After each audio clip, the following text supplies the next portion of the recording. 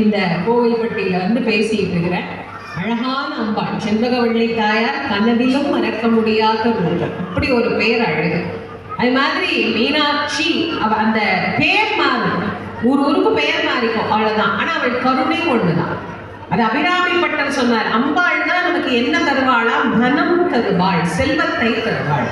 இவர்கள் அழகா சொல்லியிருக்கிறாங்க. மஞ்சம்புல்னு ஒண்ணு இருக்கு, அதுல கோயில் கட்டினா கோடி வருஷம் கைலாசத்துல இருக்கலாமா. புதுமண்ணால் 10 கோடி, செங்கல்லால் 100 கோடி, அவ்வியம் கோதை கேளாய் ஆலயம் மடாலயங்கள் கல்லியாலே புதுக்கியோர்கள் கையை விட்டு அகலாரன்றேன்னு எழுதினார். கருங்கல் திருப்பணி பண்ணினா அடுத்த பிறவி என்பதே கிடையாது, அவர்களுக்கு நிரந்தரமாக கைலாயத்துல இடம் கிடைக்கும்னு சொன்னார். அப்போ ஒரு திருப்பணி எவ்வளவு உயர்ந்தது நீங்க யோசிப்பாரு.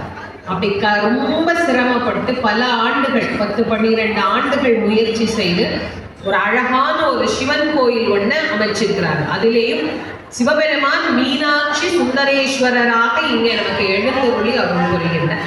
ரொம்ப அழகா சுவாமி சுந்தரேஸ்வரன் என்கின்ற திருநாமம் நம்மளால யோசிச்சு 10 வருஷம் ஆனாலும் கட்ட முடிய மாட்டேங்குது. கட்டுவோமா.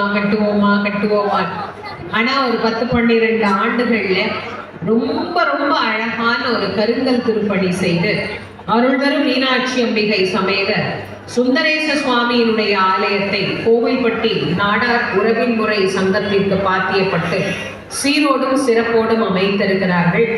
இந்த அழகான திருக்குட நன்னீராட்டு பெருவிழா நாளை காலை நடைபெற இருக்கிறது. இந்த திருக்குட நன்னீராட்டு பெருவிழாவை நடத்தி வைத்துக் கொண்டிருக்கக்கூடிய சிவாச்சாரியார் பெருமக்கள் அத்துணை பேருக்கும் இந்த நேரத்திலே என்னுடைய மனப்பூர்வமான நன்றியை வணக்கத்தை தெரிவித்து, இந்த கும்பாபிஷேக பெருவிழாவிற்கு வருகை தர இருக்கக்கூடிய அனைவருக்கும் என்னுடைய நன்றியை தெரிவித்து